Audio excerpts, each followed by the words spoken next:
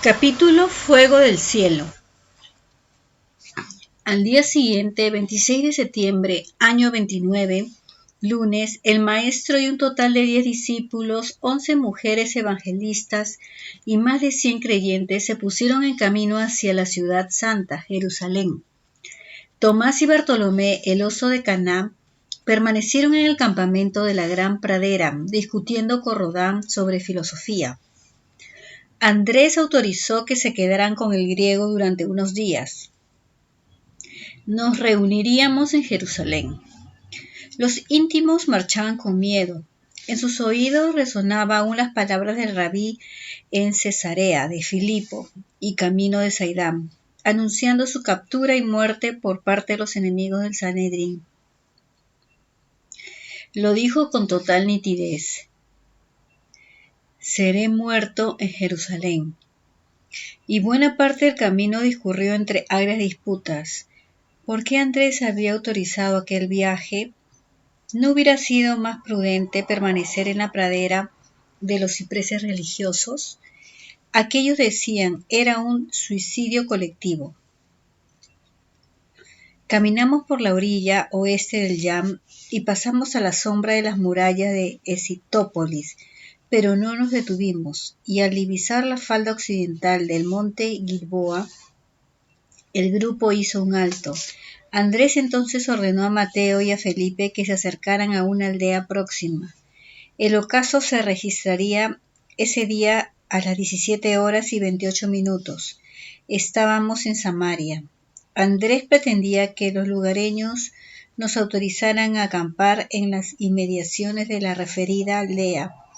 Creo recordar que se llamaba Bet Jarot desde tiempo inmemorial, prácticamente desde el destierro de los judíos a Babilonia.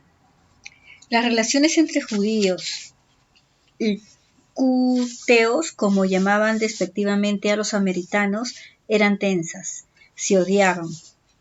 Al parecer, aprovechando el citado destierro, hacía 600 años otros pueblos del norte llamados Cut habían ocupado las tierras, actual Samaria, apoderándose de casas y propiedades, y Andrés prudentemente eligió pedir permiso a los habitantes de Jarot. Me fui con Felipe y Mateo Leví. Bet Jarot no era ni aldea. Conté media docena de caseríos repartidos entre los peñascales de Gilboa. Los discípulos solicitaron el permiso, pero los ancianos exigieron una retribución económica, 1 denario por persona. Felipe descendió hasta la senda en la que aguardaban el maestro y el resto y expuso la situación. Éramos 124, 2 mulas y una cabra. El precio nos pareció abusivo. Felipe retornó a la aldea con otra propuesta, 2 denarios por pasar la noche. Los ancianos y el pueblo, 20 familias, se doblaron de la risa y exigieron 100 denarios y la cabra. Felipe se indignó y volvió frente a Andrés. Naturalmente, el nuevo precio fue rechazado. Nadie tocaría a la chipriota durante casi 2 horas. Felipe subió y bajó, regateando la taza por acampar en las inmediaciones de Jarot, y los aldeanos finalmente nos mandaron a la mierda. Tomaron piedras y nos obligaron a huir como conejos. La comitiva siguió caminando y acampamos ya de noche, lejos de Gilboa y en mitad de la nada. Después de la cena, Juanito Zebedeo se presentó ante el Galileo. Lo acompañaba Santiago, su hermano. Pero fue Juan el que habló. Maestro, exigió, permítenos que ordenemos que caiga fuego del cielo y arrase con esos cuteos malnacidos e insolentes. Jesús los miró severamente y proclamó: No sabéis lo que decís. La venganza es desconocida en el reino del Padre Azul. Naturalmente, astuto Juan Zebedeo no dijo nada en su evangelio sobre la reprimenda del maestro. Lucas menciona algo, capítulo 9, versículo del 51 al 56, pero el texto aparece lleno de errores e impresiones, lo de siempre. Y el 28 de septiembre, miércoles, divisamos Betania. El miedo de los seguidores se hizo insufrible. Tomás y el oso llegarían 2 días más tarde. ¿Qué nos esperaba en la ciudad santa? Capítulo Hildana. La fiesta de las cabañas o de los tabernáculos era la tercera más importante para los judíos. También la llamaban Sukkot. Los que vivían lejos peregrinaban hacia Israel o hacia la ciudad santa con un único bagaje, la alegría. Alegría por las cosechas habían sido recogidas y guardadas. Alegría porque conmemoraban el 1300 aniversario de la salida de Moisés a Egipto. Levantaban tiendas sobre tabernáculos y vivían en ellos durante 7 días. Las cabañas construidas generalmente en azoteas o jardines eran elaboradas con caña, juncos y mirtos. Del techo debían colgar granadas, uvas o manzanas, así como una lucerna. Allí comían, conversaban y dormían. Era el vivo recuerdo del paso del pueblo hebreo por el desierto del Sinaí durante 40 años. Allí preparaban el lulab, integrado por hojas de palma, de mirto, de sauce y el fruto del cedro. El lulab era adornado con cintas de colores y debía ser cargado en la mano derecha. Durante esa semana, los judíos lo agitaban 3 veces al día señalando los 4 puntos cardinales. Se celebraban procesiones y ofrendas en el templo. Se sacrificaban 70 becerros, 14 carneros y 98 corderos. Además de las obligadas libaciones, probaban el vino y lo derramaban, y el consumo de 336 décimos de efa de harina. Una efa equivale a 43 kilos y 200 gramos. Los dulces eran excelentes, y todo el mundo estaba obligado a degustar los kugel, una especie de fideos o tallarines anchos acompañados de queso fundido, miel y canela. El último día de la fiesta, llamada Simchat Torah, se congregaban en las sinagogas y paseaban la ley entre cánticos y oraciones. Conté 69 disposiciones en la ley oral sobre la referida fiesta de las cabañas. Una de las que llamó mi atención fue la recordada el porqué del Sukkot. Constituye un precepto de la Torá.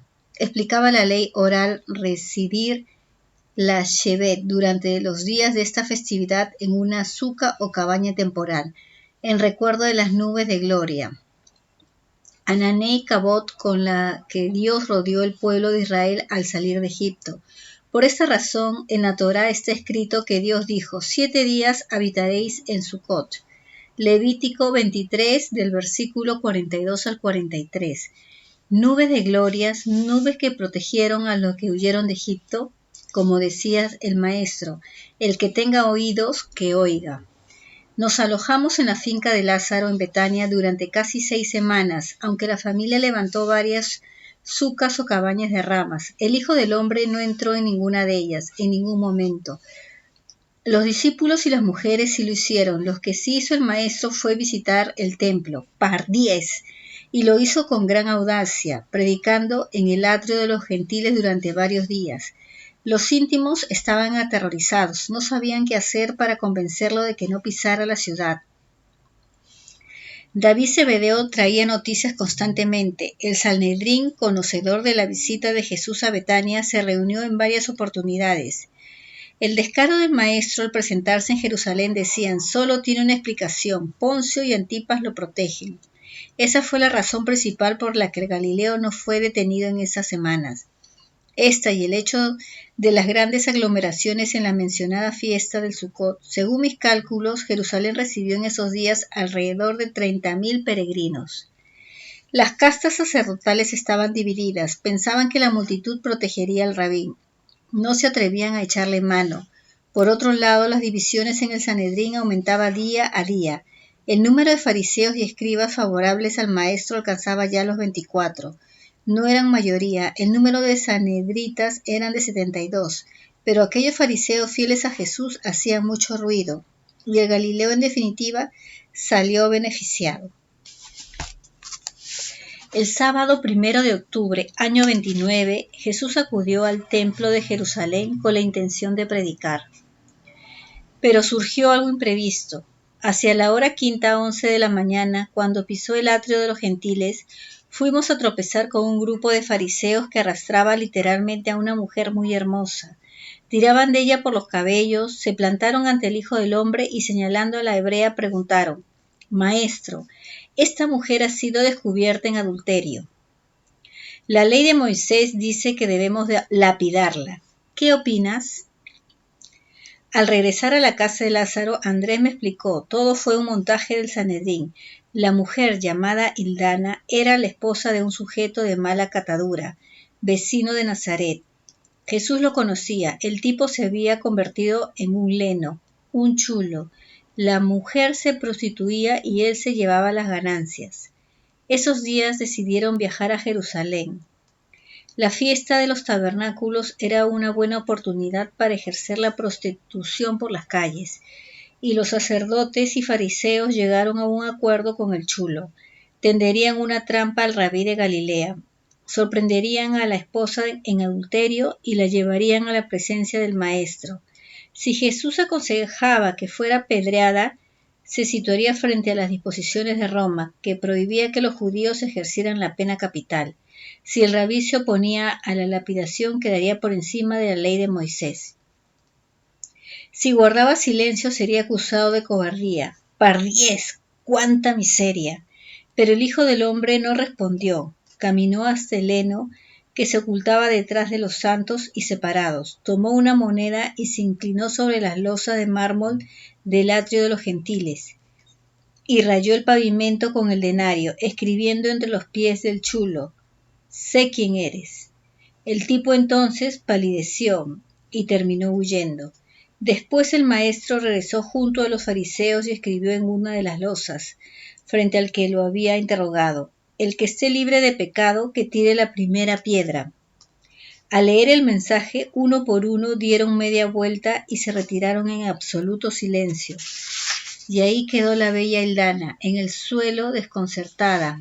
El maestro entonces la alzó y preguntó: Mujer, ¿dónde están tus acusadores? ¿Es que no ha quedado nadie para lapidarte? Y ella replicó con un hilo de voz: Nadie, rabí. Yo sé quién eres, exclamó el Galileo, y no te condeno. Vete en paz. Con el paso del tiempo, Hildana abandonaría a su marido y se uniría al grupo de mujeres evangelistas. Naturalmente, Juanito Zebedeo, el evangelista, narró esta escena en su aire. El texto supuestamente sagrado, capítulo 8, versículo del 1 al 12, dice así: Mas Jesús se fue al monte de los olivos, pero de madrugada se presentó otra vez en el templo y todo el pueblo acudió a él. Entonces se sentó y se puso a enseñarles. Los escribas y fariseos le llevan una mujer sorprendida en adulterio, la ponen en medio y le dicen: Maestro, esta mujer ha sido sorprendida en flagrante adulterio. Moisés nos mandó en la ley apedrear a estas mujeres. ¿Tú qué dices? Esto lo decían para tentarle, para tener de qué acusarle. Pero Jesús, inclinándose, se puso a escribir con el dedo en la tierra. Pero como ellos insistían en preguntarle, se incorporó y les dijo: Aquel de vosotros que esté sin pecado, que le arroje la primera piedra. E inclinándose de nuevo escribía en la tierra. Ellos, al oír estas palabras, se iban retirando uno tras otro, comenzando por los más viejos, y se quedó solo Jesús con la mujer, que seguía en medio. Incorporándose, Jesús le dijo: Mujer, ¿dónde están? ¿Nadie te ha condenado? Ella respondió: Nadie, Señor. Jesús le dijo: Tampoco yo te condeno. Vete y en adelante no peques más. Par 10. 5 errores en 28 líneas. Jesús no habitaba en el Monte de los Olivos. Residía en Betania. No fue de madrugada al templo. ¡Qué absurdo! Lo hizo hacia la 5:11 de la mañana. No escribió sobre la tierra. El pavimento del atrio de los gentiles era de mármol. No habló, escribió en el suelo. Y tampoco le dijo a Hildana que no pecara más. Capítulo: Claudia Procla. Al día siguiente, domingo 2 de octubre, año 29, Lázaro y sus hermanos recibieron una visita especial. Hacia la sexta, mediodía, una rea de 4 ruedas cubiertos se detuvo frente a la cancela de la finca. Todos nos asomamos, perplejos. Eran soldados romanos, los aborrecidos quitim. una patrulla a caballo escoltaba al Reda. Conté 33 jinetes, pero no se bajaron de las monturas, se limitaron a rodear el carro protegiéndolo, y del Reda saltaron 3 personas embosadas, una mujer y 2 hombres. Lázaro los recibió y ceremonioso los acompañó a la casa. Al parecer deseaban hablar con el maestro. ¿Quiénes eran?, nos preguntábamos. Finalmente el misterio se disolvió. La mujer era la esposa de Poncio, el gobernador romano en la provincia de la Judea, así llamaban al territorio de Israel, la famosa Claudia Procla. Yo había leído sobre ella en los diarios del mayor, la observé atento mientras buscaba al rabí. Era una italiana de unos 45 años, extremadamente delgada y de voz gruesa. No era muy alta, quizás 1,60 m. Los ojos eran negros, delicadamente sombreados en verde por la malaquita. Brillaban con una luz especial, parecían inquieta. El rostro, cuello y manos aparecían enterrados en un maquillaje exagerado y ocre. Recordé que la gobernadora sufría de un mal en la piel, una posible psoriasis. Una peluca negra hasta el cuello enmarcaba un rostro estrecho y anguloso. Los acompañantes eran civilis, el centurión Mipilus, es decir, el primero de los 60 que dirigían la legión destacada en Cesarea, en la costa norte. Su rostro era de piedra, lo miraba todo. Por debajo del manto que lo cubría destacaba la punta de un gladius, en el costado izquierdo al revés que la tropa. El otro era un optio, un suboficial, dijo llamarse Arsenius, también lo mencionaba Jasón en sus diarios. Prácticamente no hablaron. Marta ofreció agua y vino con rosquillas, pero la rechazaron en silencio. Por lo que pude averiguar, Claudia sabía de las enseñanzas del Hijo del Hombre desde hacía tiempo. No me extrañó. La red de confidentes y espías de Poncio era extensa y estrangulante. Nadie escapaba a su conocimiento. Desde su llegada a Palestina en el año 26, el gobernador estaba al corriente de los actos del rabí de Galilea. Yo diría que lo sabía todo sobre el carpintero loco. Por supuesto, su esposa también se hallaba al corriente. Es más, el mayor en sus memorias apunta a la posibilidad de que Claudia Procla hubiera asistido en secreto a varias de las predicaciones del Galileo. En otras palabras, conocían su mensaje, aunque nunca se manifestó como creyente. Aquella era la primera vez que la gobernadora se reunía con el maestro y sería la última. Jesús los recibió, cordial, se saludaron y Claudia le hizo ver que deseaba conversar en privado. Allí, en efecto, había demasiada gente. Y así fue, Jesús y la mujer salieron al jardín y caminaron. Civiles y el suboficial permanecieron atentos, pero a distancia. Nadie supo de qué hablaron. 1 hora después los romanos abandonaron la finca con el mismo sigilio con el que llegaron. La gobernadora sonrió a la familia y se ocultó en el Reda. Tenía los ojos llorosos y el maquillaje arruinado. ¿De qué conversaron? Tomás y el celota se atrevieron a preguntar al maestro. Jesús permaneció serio y replicó: del futuro, que sí llegará. No comprendieron. Yo entendí algo.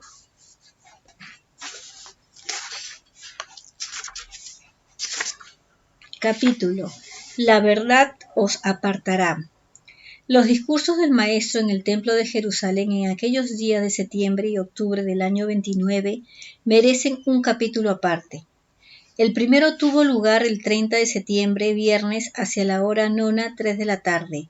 El atrio de los gentiles se hallaba repleto de peregrinos que de vez en cuando agitaban el lulab y entonaban oraciones. El rabí aceptó la bella naranja que le ofreció Felipe y alzó la voz, y de manera templada e irresistible fue hablando del benéfico Padre Azul, del regalo del alma y de la Nitzut, y del espléndido futuro que nos espera tras la muerte.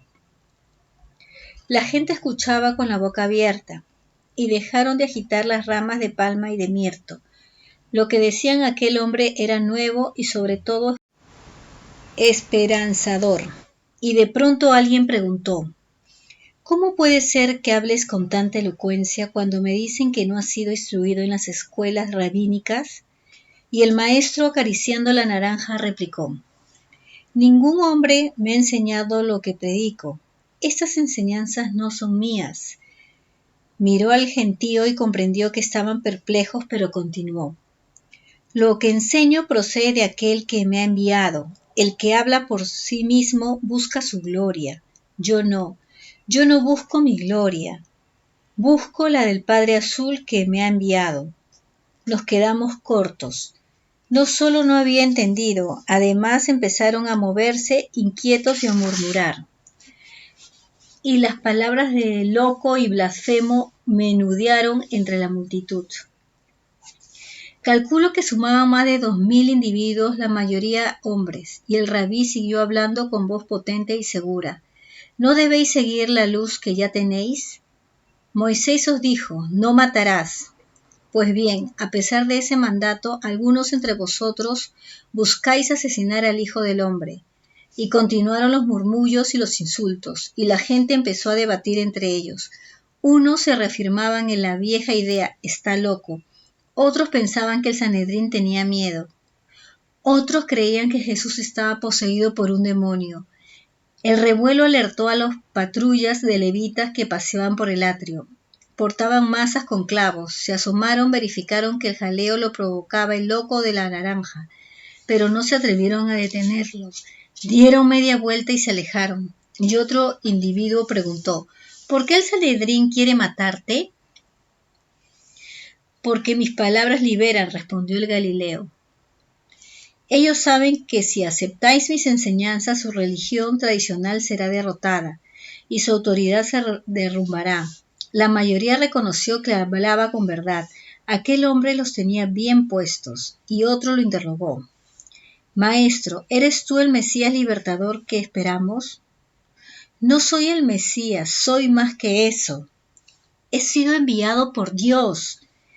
Y al negaros a escucharme, os negáis a oír al que me envía. Yo hablo así con autoridad porque procedo del Padre Azul. Y los levitas regresaron y se abrieron paso a empujones con la clara intención de detener al maestro, pero los discípulos lo sacaron rápidamente del templo. Por poco. El segundo discurso tuvo lugar el martes 4 de octubre, año 29, y el mismo lugar en las escalinatas del atrio de los gentiles. Esta vez se reunió menos gente. Jesús acarició la naranja de turno y pronunció algunas frases históricas. Yo soy la luz del mundo. El que me sigue no vive en tinieblas. Mi testimonio es verdadero, eternamente verdadero, porque sé quién soy, de dónde vengo y hacia dónde me dirijo. Vosotros que queréis matar al Hijo del Hombre, no sabéis quiénes sois, ni de dónde procedéis, ni hacia qué lugar marcharéis, después del sueño de la muerte. En breve partiré y sé que me buscaréis, pero ahí donde voy no podéis venir vosotros. Cuando sea elevado y crucificado, entonces sabréis quién soy. La mayoría no entendió y se retiró confusa.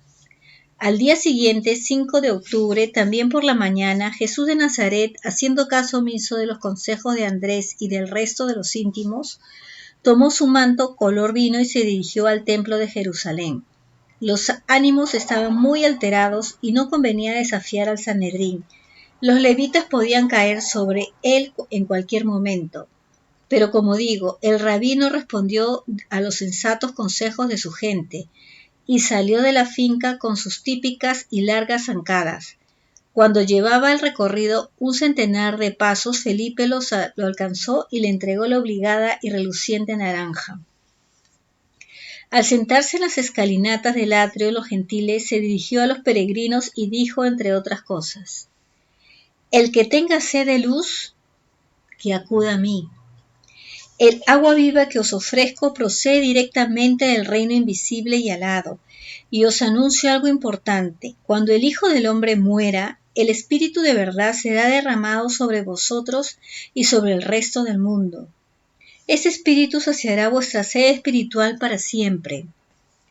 El cuarto y último discurso sucedió el viernes 7 de octubre. Fue igualmente breve. Jesús acarició la naranja y dijo, ¿quiénes son mis discípulos? Los íntimos pensaron que Jesús los presentaría, y se echaron a temblar. Ahí había confidentes del Sanedrín, pero no. Mis verdaderos discípulos, prosiguió, son los que hacen la voluntad del Padre Azul. Entonces conoceréis la verdad. Y alzando la poderosa voz gritó, y la verdad os apartará. Quedé desconcertado. Siempre creí que la posesión de la verdad me haría libre. Y el maestro continuó valiente. Sé lo que estáis pensando. Somos hijos de Abraham y por tanto no somos esclavos de nadie. Pero no me refiero a esa clase de esclavitud. Estoy hablando de la liberación del alma. Si hacéis la voluntad de Abba, seréis verdaderamente libres, espiritualmente. Sé que sois de la semilla de Abraham, pero vuestros líderes religiosos están ciegos. El orgullo y la venganza los consumen. Haced siempre la voluntad del Padre y jamás moriréis. Alguien lo interpeló. ¿Es que eres más importante que Abraham? ¿Cómo te atreves a decir que el que crea en tu palabra no morirá? Jesús no había dicho eso, pero no importaba. El gentío se removió inquieto y volvieron a acusarlo de blasfemo y de loco. Y el Galileo llenó el vaso de la impaciencia con unas palabras que tampoco entendieron. En verdad os digo que Abraham se alegró al ver mi día. Los gritos enterraron la voz del rabí, lo llamaron de todo, y otro de los fariseos bramó, ¿no tienes 50 años y dices que has visto a Abraham? Eres el hijo del diablo. Y algunos buscaron piedras para lapidarlo, pero cuando el rabí se disponía a oír, llegaron de nuevo los levitas. Uno de ellos, el jefe, se abrió paso a empujones y manotazos y llegó frente a Jesús. Era el flauta, el matarife de casi 2 metros que podía degollar 3 corderos de un solo tajo. Traía una masa en la mano izquierda. Los discípulos estaban pálidos. Era evidente que la patrulla, integrada por 20 hombres, traía la orden de detener al Galileo. Mis piernas temblaron. Creí llegado el fin del maestro, pero no. Jesús se dirigió al Musí, alias el flauta, y le dijo con especial dulzura, no temas, acércate. Sé que os han enviado para arrestarme, pero sabed que nada me sucederá hasta que no llegue mi hora. Y asistimos a algo casi imposible. La mirada de Jesús, limpia y penetrante, desarmó a los levitas. Hablaron en voz baja entre ellos y decidieron dar media vuelta. Supuse que la multitud les dio miedo. Si arrestaban al maestro, podían masacrarlos. Allí había más de 3.000 peregrinos. Los íntimos entonces no lo dudaron, arroparon al Hijo del Hombre y lo obligaron a salir del templo. Esa tarde, al regresar a la hacienda de Lázaro, David Zebedeo trajo la noticia. El Sanedrín, furioso ante el comportamiento del flauta y de la patrulla, ordenó que el Galileo fuera capturado de inmediato. No había tiempo que perder, y con la llegada de la oscuridad, Jesús y los íntimos volvieron a huir. Capítulo El coraje de A.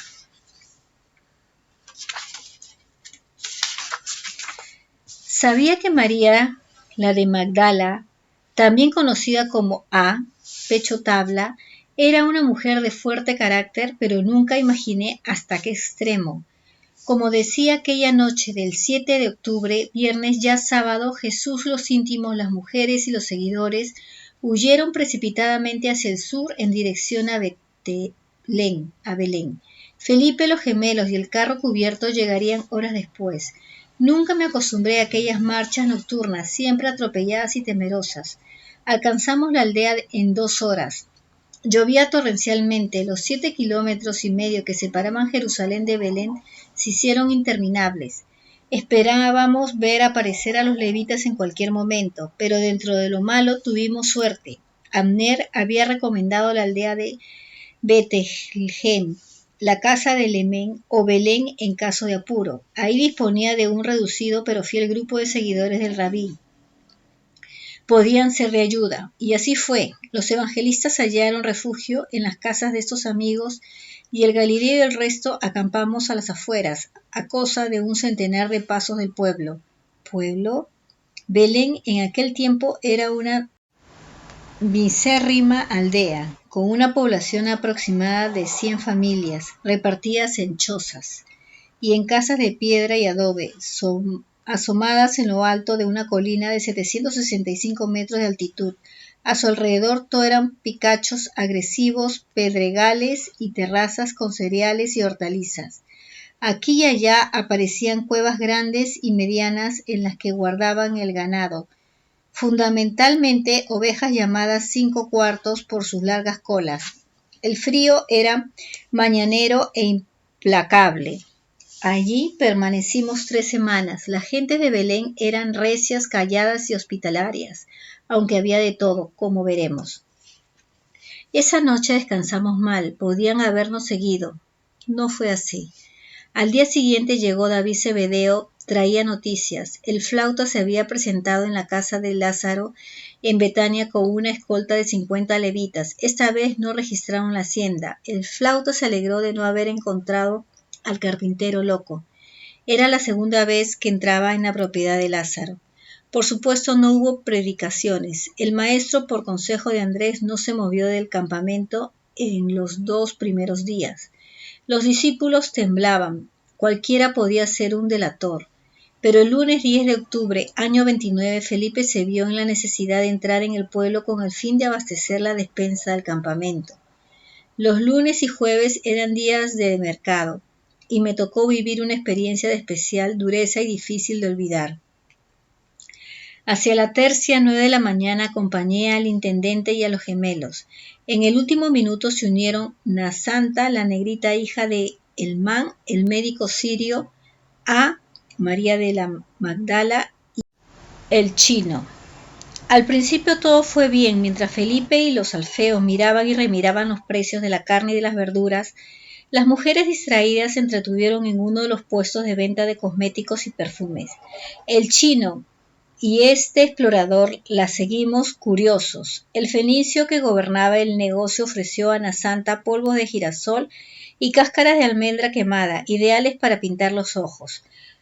Conocedora del tema, rechazó la oferta y se decidió por un frasquito de col, otra pintura de ojos a base de ocre rojo mezclados con aceite vegetal. Y en esas estábamos discutiendo el precio cuando las oí susurrar entre ellas. La negrita parecía apurada. ¿Qué ocurría? No me atreví a preguntar. Dejaron el maquillaje en las manos del fenicio y abandonaron el mercado con ciertas prisas. Yu y yo nos miramos intrigados. Al pasar junto a este explorador, María de la Magdala me guiñó un ojo, pero no supe. Y las vi adentrarse en un portalón cercano y oscuro, parecían un establo. Imaginé que Nasanta necesitaba orinar. Ahí nos quedamos esperando. Un minuto después escuchamos un grito corto y ahogado.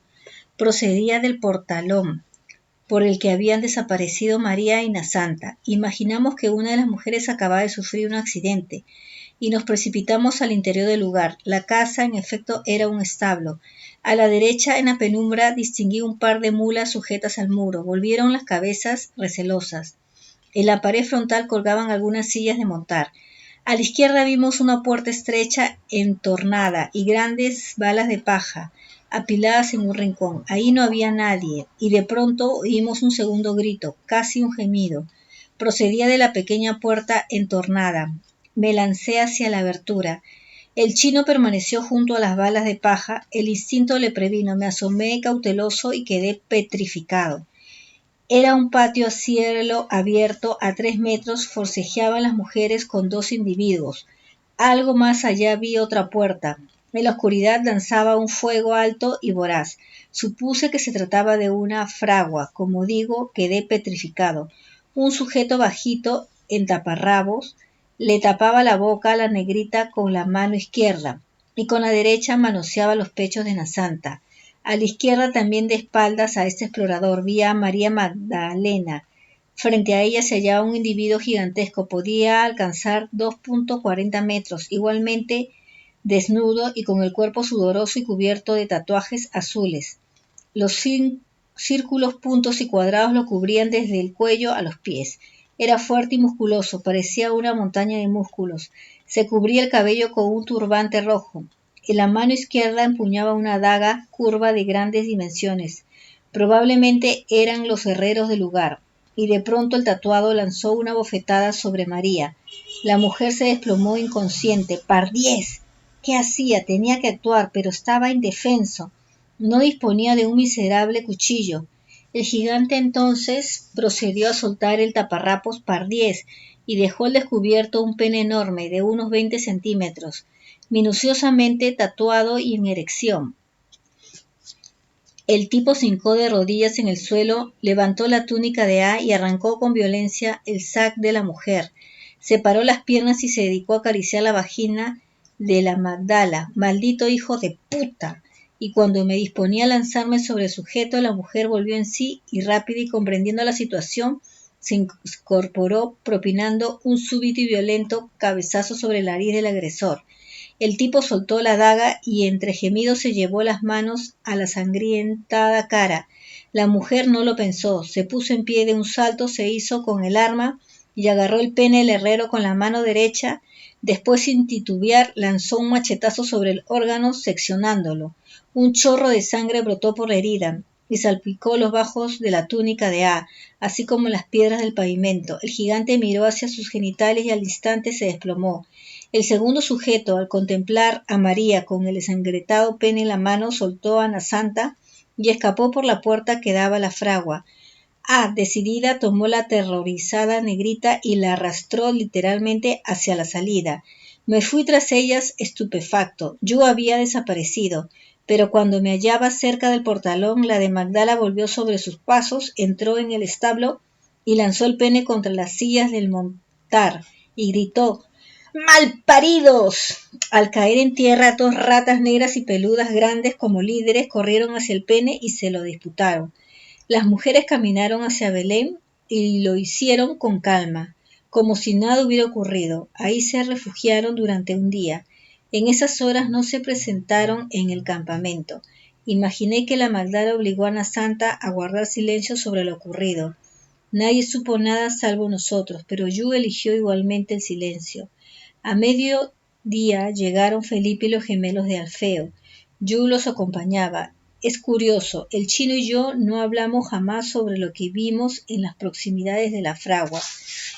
El maestro tampoco supo nada. Esa triste mañana se encontraba en las colinas próximas en contacto con el Padre Azul. ¿O sí lo supo? Entiendo que el pacto de silencio entre las evangelistas fue lo más prudente. Si los discípulos hubieran sospechado algo, podían haber tomado represalias. Al día siguiente llegó una noticia. El herrero del pueblo, un sirio llamado Dak, había muerto desangrado. Nadie en la aldea sabía nada, naturalmente. Y el miércoles 12 de octubre, año 29, necesitado de un poco de paz, tomé el petate y me dirigí en solitario a la cala del Hombre Rojo, en el Mar Muerto. Los planes para extraer la sangre del hombre Dios aparecían en mi mente cada vez más difusos e inviables, pero me prometí que al menos lo intentaría. Capítulo Gilo, la aldea olvidada. Regresé a Belén el jueves 20 de octubre año 29. No encontré novedades, salvo la llegada de Abner y su gente. María, la de Magdala, y Nasanta me observaron en silencio, parecían más tranquilas. El pequeño gran hombre celebró varias reuniones con los discípulos, pero no llegaron a ningún acuerdo.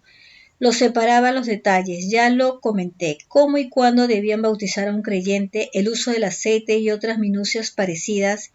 El maestro no asistió a ninguno de los inútiles debates. Al alba desaparecía entre los pedregales y no regresaba hasta el ocaso. El lunes 24 de octubre, Yu tuvo una feliz idea.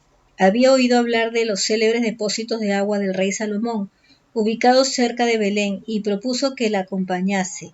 Quería visitarlos. El lugar se hallaba a 1 hora hacia el sur. Tomamos lo necesario y dejamos recado a Felipe. Volveríamos para la cena, y el intendente puso mala cara. Era una excursión innecesaria y peligrosa. Las barrancas eran extremas y llenas de maleantes.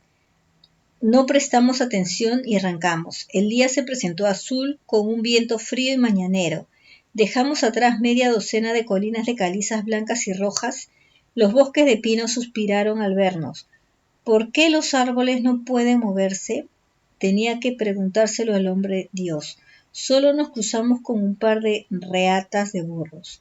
Procedían de los manantiales de Artas. Ese era nuestro destino. Conversamos con los burreros, no había novedades en el camino, y hacia la tercia, 9 de la mañana, alcanzamos un monte ubicado por encima de Belén, el lugar llamado Etam. Era espectacular. 3 enormes piscinas labradas en la roca. Me pasé por ellas y tomé referencias, como hacía Jasón. Una de las albercas medía 100 metros de longitud por 80 de ancho, con una profundidad de 15 metros. Las otras dos gemelas medían 120 por 60 y 15 o 20 metros de profundidad. Quedé maravillado. Se hallaban casi alineadas de oeste a este. Según explicó el chino, aprovechaban un manantial subterráneo existente entre las capas de sílex. La capacidad era más que notable, 200 millones de litros. La construcción fue diseñada un siglo antes por los asmoneos, pero la gente las conocía como las piscinas de Salomón. Un acueducto subterráneo conducía el agua a 20 kilómetros. Primero al palacio de Herodes, en Jerusalén, y después al templo. El acueducto en realidad era una tubería de piedra caliza integrada por bloques cúbicos de 25 centímetros de longitud por otros 25 de altura. El orificio practicado en el cubo alcanzaba los 18 centímetros de diámetro. La formidable tubería fue obra de Herodes el Grande. Las caravanas de onagros subían hasta Etam, cargaban las odres y vendían el agua por la zona, llegando incluso al Mar Muerto. Un fortín de mediano porte situado al norte de las piscinas vigilaba el trajín de los burreros. Por el aspecto de las camisas de hierro deduje que se trataba de guardias galos, la temida guardia personal de Antipas. No nos acercamos, por supuesto, y fue de regreso a Belén cuando nos detuvimos en Guiló, una aldeíta montada en un picacho de 700 metros de altitud. Necesitábamos descansar y nos sentamos a la sombra de una choza de paja, en la compañía de media docena de ancianos. Eran agricultores y ganaderos. Supongo que el cielo me iluminó y pregunté por algo sucedido en Belén hacía mucho tiempo, la matanza de los niños menores de 2 años de edad por parte del odiado edomita, Herodes el Grande, cuando trataba de localizar al rey de los judíos, Jesús de Nazaret. Siempre pensé que el relato evangélico era puro cuento. Me equivoqué. Los ancianos de Giló, a pesar de los 35 años transcurridos, recordaban muy bien lo sucedido en Belén y en su aldea. Según relataron, los hechos tuvieron lugar en octubre, el día 13 exactamente. Hice cálculos, el infanticidio se produjo en el año -6. El maestro había nacido el 21 de agosto del año -7. Tenía por tanto 14 meses cuando María y José, sus padres terrenales, huyeron hacia Egipto. Según reza el diario de Jasón, su funcionario de Herodes el Grande avisó a Zacarías, esposo de Isabel, prima segunda de la señora, sobre las intenciones de Herodes, y el niño fue sacado a tiempo de Belén ese 13 de octubre, según contaron los vecinos de Giló. Una tropa armada se presentó en la aldea a eso de la hora sexta, mediodía. Eran los temidos galos. Derribaron las puertas de las chozas y preguntaron por los niños menores de 2 años. Las madres, aterrorizadas, sin saber qué hacer, terminaron mostrando a los bebés, y los salvajes galos los degollaron en presencia de las familias. En total fueron asesinados 6 niños. Los galos reían como locos, y ahí mismo, sobre la sangre de las criaturas, violaron a varias madres e hijas.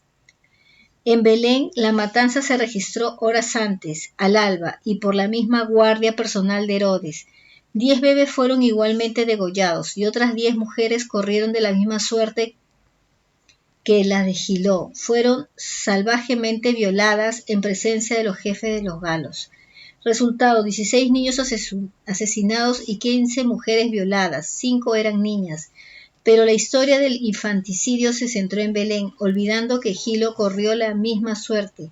Así es la historia. Las 2 aldeas tardarían mucho en olvidar la hazaña del sangriento Herodes el Grande. 3 años más tarde, el 13 de marzo del -4, Herodes moriría entre horribles dolores, probable cáncer de lengua y huesos. También me arriesgué a preguntar sobre la famosa estrella que guió a los magos. De eso no me dieron razón. Algo habían oído, pero ellos no vieron nada raro, salvo los miles de estrellas que corrían por el firmamento durante las noches previas y posteriores al 21 de agosto del año -7. Según explicaron esas noches, miles, no cientos, de estrellas se movieron lentas y veloces de un lado al otro del cielo. Se detenían, subían, bajaban, formaban figuras, lanzaban destellos. Todos pensaron que se avecinaba una gran noticia. Algo importante, decían que está por llegar Pardiez, y ya lo creo que llegó. Aquel 21 de agosto nació el Hijo del Hombre. Yu, que no sabía nada sobre la matanza de los inocentes, vomitó cuando abandonamos Giló. El regreso a Belén fue rápido y en silencio. Al llegar al campamento, el chino rogó que le explicara qué era eso de la estrella que guió a los magos. ¿Quiénes eran? Hice lo que pude, tampoco sabía gran cosa. Fueron 3 astrólogos persas. Otros dicen que nabateos, que un día le dije en la primavera del referido año -7, recibieron la visita de un singular personaje, el tipo de la sonrisa encantadora, y les anunció el inminente nacimiento del Hijo del Hombre, creador de nuestro universo. Los magos se pusieron en camino guiados por un astro brillante. Al anochecer, el astro se detenía e iluminaba el desierto como si fuera de día. Después de 3 meses de viaje, los astrólogos llegaron a Belén. Allí se detuvo la estrella, sobre la casa en la que vivía Jesús. No sé si Yu creyó mi historia, pero escuchó sonriente y complacido. Al terminar exclamó: «Seguramente te has quedado corto». «Seguramente», repliqué. Capítulo en Sarafinación.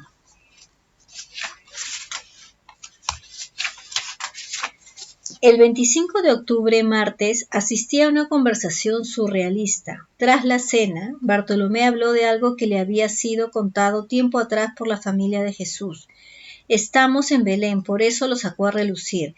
Quedé perplejo. El día anterior, los vecinos de Gilo hablaron de ese asunto.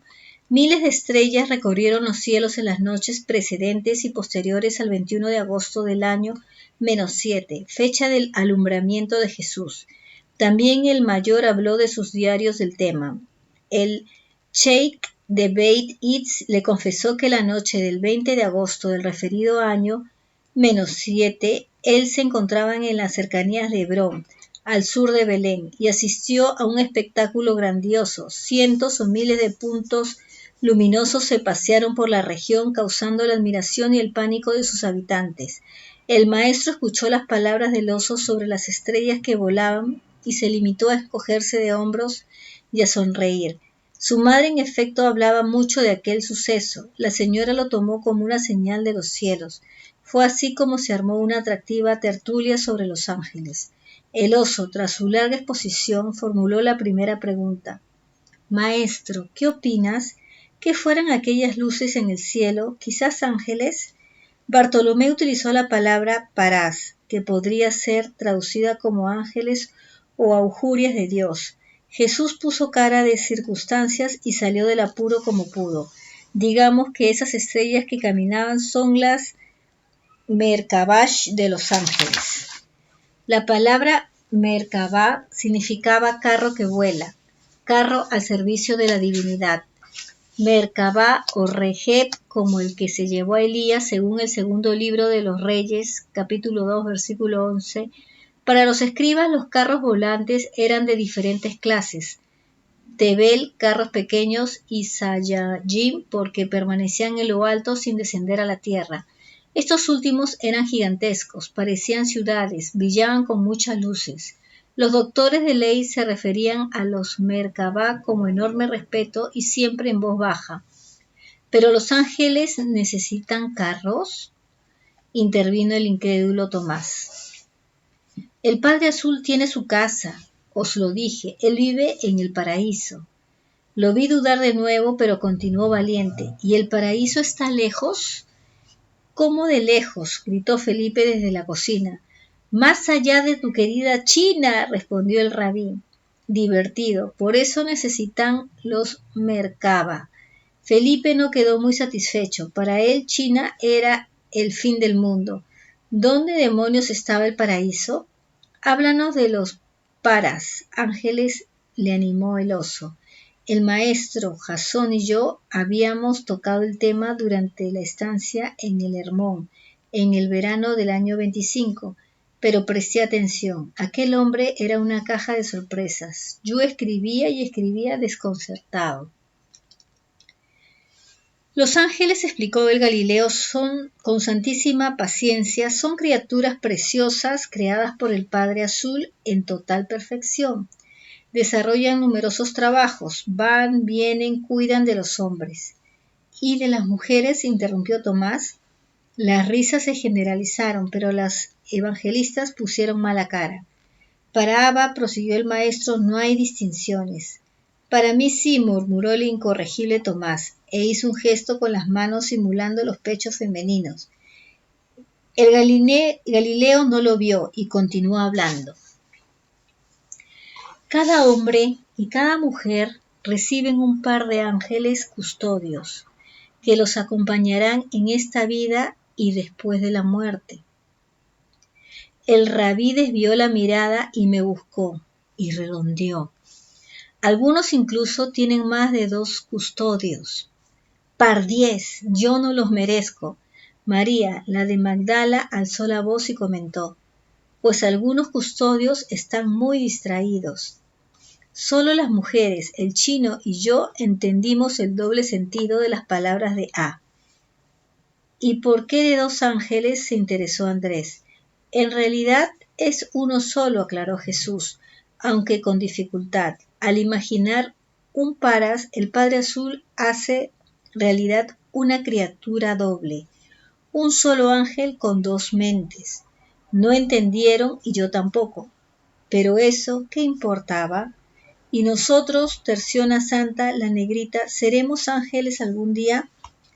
A medida que progreses en la carrera hacia el paraíso, replicó Jesús, te irás pareciendo a ellos, y algún día serás mucho más que un parás. ¿Hay ángeles negros?, se burló Juanito Zebedeo. Los parás no son personas, aclaró el Galileo, son seres espirituales, no tienen forma humana, no necesitan comer, no se reproducen. ¡Qué aburrido!, lamentó Tomás. El Galileo no prestó atención a la broma del visco y prosiguió. Son criaturas que cumplen mandatos y misiones especiales. Además, como os digo, cuidan de los humanos. ¿Pero cómo lo hacen? ¿Vuelan como los pájaros? ¿Tienen alas? La pregunta del celta nos interesó a todos. Algunos sí vuelan, pero no tienen alas, declaró el Galileo. Otros pueden estar en varios sitios a la vez. Felipe volvió a preguntar, ¿friegan y cocinan? Los íntimos abuchearon al intendente. Andrés rogó calma y el rabí se entretuvo en explicar algo que me pareció fascinante. Lo llamó enserafinación o algo parecido. El ángel, todo luz, acoge en su interior el alma humana o a la criatura espiritual que debe transportar. Por ejemplo, desde la tierra a Mat 1 y el alma viaja protegida por los espacios. Pardiez, aquello me sonó a ciencia ficción. ¿Son mulas de carga?, arremetió Tomás, y Juanito Zebedeo lo llamó burrico. Jesús entonces precisó, Tomás, los ángeles son criaturas deliciosas, puro amor, pura luz, pura inteligencia. Hay miles y miles de tipos. Cuando los veas después del dulce sueño de la muerte, quedaráis asombrado. La imaginación del Padre Azul no conoce límites. ¿Más bellos que Isabel?, planteó el oso. La mujer se puso roja. Diferentes, matizó el rabí, al tiempo que sonreía la bella divorciada. ¿Y todos los ángeles son leales al Padre Azul?, preguntó Simón el Zelota. La mayoría sí, pero siempre hay algún despistado. Andrés removió la leña de la hoguera y aprovechó para preguntar, o sea, Los ángeles nos espían.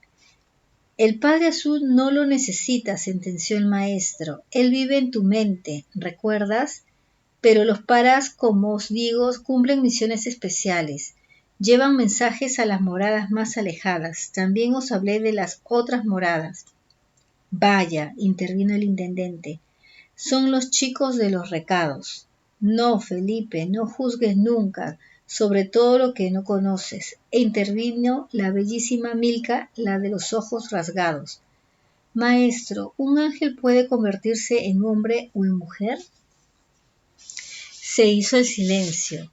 Por supuesto, declaró al fin el Galileo, algunos de esos paras han bajado y seguirán bajando a este mundo. ¿Pero por qué? Insistió Milka. El rabí me miró de nuevo. Las mujeres se dieron cuenta de la mirada. Desde ese día Isabel me trató de otra manera.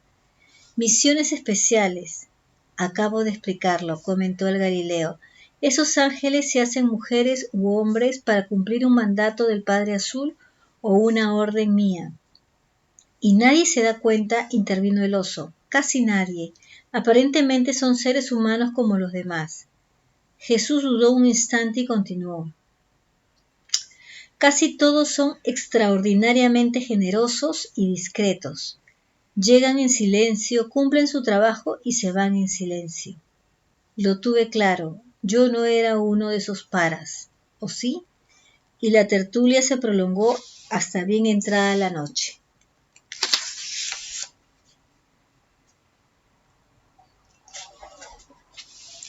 Capítulo Los Chivim. El viernes 28 de octubre, año 29, levantamos el campamento y nos despedimos de Belén. Siguiente destino, la gran pradera, al norte en territorio de Filipo. El rey albino y sabio Abner, el pequeño gran hombre y su gente nos acompañaron. No hubo novedades dignas de mención en el camino de regreso. Isabel y yo hablamos. Era una mujer linda e inteligente. Alcanzamos a la familia de cipreses religiosos poco antes del ocaso del miércoles 2 de noviembre. Al día siguiente, Jesús y sus discípulos, ayudados por Abner, emprendieron la preparación de un grupo escogido de evangelistas. Los llamaron Chivib 70. Eran 70 varones, todos jóvenes, especialmente entrenados en 3 temas capitales: el Padre Azul, la inmortalidad del alma y la necesidad de volver a la luz a la perdida raza humana. El maestro enseñaba por la mañana y los discípulos debatían con los chivim durante la tarde. Pero Pedro, ante mi asombro, les habló sobre los trucos de la oratoria. Mateo Leví les enseñó a organizar los dineros y Tomás aconsejó sobre los mejores itinerarios y dónde alojarse. El oso enseñó algo de historia y geografía y escondidas el celota y el iscariote los adiestraron en el uso de las espadas. Felipe también se ocupó de cómo debían cocinar. La preparación se prolongó durante 2 semanas. En aquellos momentos éramos 229. La elección de los 70 fue complicada. Jesús no participó. Dejó el asunto en manos de Andrés y de Abner. Este fue designado jefe de los Chivim por unanimidad. Desde el primer momento surgieron disputas. Andrés y los íntimos pensaban unos nombres y Abner y los suyos se decidían por otros. 50 candidatos fueron rechazados. Cuando el comité de designación no se ponía de acuerdo, Andrés enviaba al aspirante ante el rabí, pero Jesús no decidía, se limitaba a interrogar al muchacho. Recuerdo el caso de un joven que planteó al Galileo. Maestro, deseo ser uno de los chivim, pero mi padre es mayor y está a punto de morir. ¿Me permitirás que regrese a casa y lo entierre? Jesús lo envolvió en una sonrisa, pero le habló con dureza. Hijo, los zorros tienen sus guaridas y las aves del cielo sus nidos. El Hijo del Hombre, sin embargo, no tiene dónde recostar la cabeza. Eres un discípulo fiel y puedes seguir siéndolo cuando regreses a tu hogar. Pero no solicito esto de mis mensajeros. Ellos lo han abandonado todo para seguirme. Si quieres ser ordenado como chivim, deja que otros entierren a los muertos. El muchacho no respondió y se alejó entristecido. Otro de los candidatos planteó al rabí: me gustaría ser ordenado como uno de los 70, pero necesito ir a casa y darles a la noticia a los míos. Jesús replicó con palabras parecidas: si quieres ser un chivín, debes estar dispuesto a dejarlo todo y salir en los caminos para anunciar la buena nueva. Mis mensajeros no pueden tener el corazón dividido. Si pones la mano en el arado, no mires atrás. Me parecieron frases duras y poco realistas. Muchos de los íntimos pensaban constantemente en sus hijos y esposas. Aquel hombre era verdaderamente extraño. Después llegó un tercer joven, se llamaba Matadormo. Era fariseo y muy rico, pertenecía al gran jurado de Israel, el Sanedrín. Desde hacía tiempo seguía a Jesús y comulgaba con su filosofía. Y preguntó al rabí: he cumplido los mandamientos desde mi infancia. ¿Qué más debo hacer para conseguir la vida eterna? Y el Galileo respondió así: si has cumplido los mandamientos, has hecho bien, pero la salvación depende de la fe, no de las obras. Quedé perplejo. Eso no fue lo que dijo en el Hermón, cuando Jasón y yo lo interrogamos. Entendí entonces que todos estamos salvados. Hagamos lo que hagamos y pensemos lo que pensemos. El alma es inmortal, no hay salvación porque sencillamente todos estamos salvados desde el primer instante. Pero obviamente no dije nada, y el maestro preguntó a Matadormo: ¿crees en el Evangelio del Reino? Sí, maestro, creo todo lo que me habéis enseñado. Entonces tú, de verdad, eres mi discípulo. Pero el fariseo no se dio por satisfecho e insistió: Rabí, no quiero ser un discípulo más, quiero ser uno de los 70. Jesús lo miró con dulzura y replicó: te haré uno de mis chivit si estás dispuesto a pagar el precio. Lo haré, maestro, dime.